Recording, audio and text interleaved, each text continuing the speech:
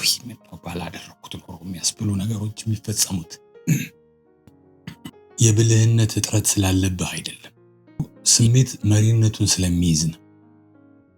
ስሜት ያለ ቁጥጥር ሲነሳ አስተሳሰብ ይጠባል፣ ትኩረትህ ይወጠራል፣ አማራጮችህ ይጠባሉ። የሆነ ጊዜ ላይ በቀላሉ የሚመራ የሚመስለው ነገር በድንገት ከአቅም በላይ ይሆናል። ይህ የግል ድክመት አይደለም፣ በነገራችን ላይ ባዮሎጂያዊ ምላሽ ነው።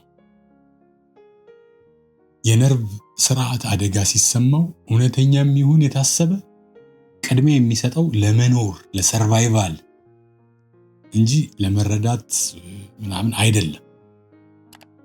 ከትክክለኛነት ይልቅ ፍጥነትን፣ ከማመዛዘን ይልቅ ምላሽ መስጠትን ይመርጣል።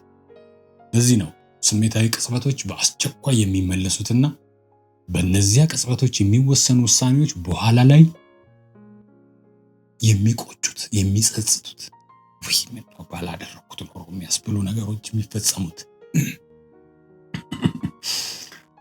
አብዛኛው ሰው ሰላም እንዲሰማው መጀመሪያ ችግሩ መፈታት አለበት ብሎ የሚያምን ነው። ነገር ግን ቅደም ተከተሉ የተገላቢጦሽ ነው። መፍትሄውን ለማየት መጀመሪያ